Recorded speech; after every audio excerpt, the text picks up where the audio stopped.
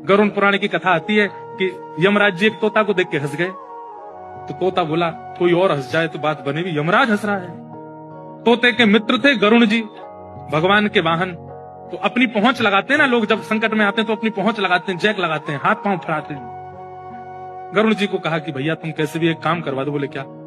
ये यमराज जी मुझे देख के हंस गए हैं, मुझे लग रहा है अब मेरे जीवन के दिन 4 बचे हैं। तुम कैसे भी भगवान से कहकर के मेरी जो जीवन अवधि है उसको बढ़वा दो, क्योंकि मुझे पता है कि ये यमराज जी तभी हंसते हैं जब किसी को उठाना होता है। गरुड़ जी बोले भगवान से बाद में बात करूंगा, पहले तुम मेरे पास आओ, बैठो मेरी कमर पे। गरुड़ जी उड़ा करके उनको 7 समुद्र पार एक गुफा में ले गए और वहां भीतर ले जाकर के छोड़ दिया। बोले यहाँ रहो, यहाँ कोई नहीं आएगा, और ये 2-4-10 दिन यहीं बैठे रहना, सब ठीक हो जाएगा अपने आप। और मैं जाके भगवान, मैं यमराज जी से बात करता हूँ, भगवान को छोटे काम के लिए क्यों बोलना, मेरी पहुंच तो सब जगह है। मैं भी रसातल में जाके यमराज जी से कहता हूँ तुझको नहीं लेके जाएंगे, ठीक है? तोता बड़ा खुश हुआ, बहुत बढ़िया है, मैं यहीं रह लूंगा 4-5 दिन। यमराज जी के पास गए सीधे गरुड़ जी। गरुड़ जी तो भगवान के वाहन है, सब खड़े होते हैं, उनको देख के यमराज जी बोले आइए आइए। कैसे आए?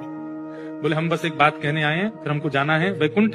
हमारा एक मित्र है तोता, वहां का, उसका ये नाम है। बोले अच्छा, तुम उसको देख के हंस गए थे परसों, क्यों हंसे थे? कोई योजना बन रही हो तो मत बनाना।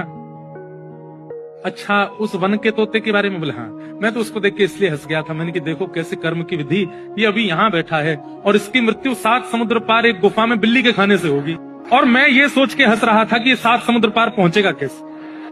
तभी यमराज जी बोले देखो देखो आ गया। पीछे देखा तो उस तोते की आत्मा आ रही थी, मर गया। गरुड़ जी बोले मैं ही छोड़ के आया था इसे। आप कौन से जन्म का अब भोग रहे हो आपको नहीं पता है भैया, वो नहीं टल सकती है। इसलिए प्रसन्न रहो, नाम जपो, कथा सुनो, खूब आनंद से रहो।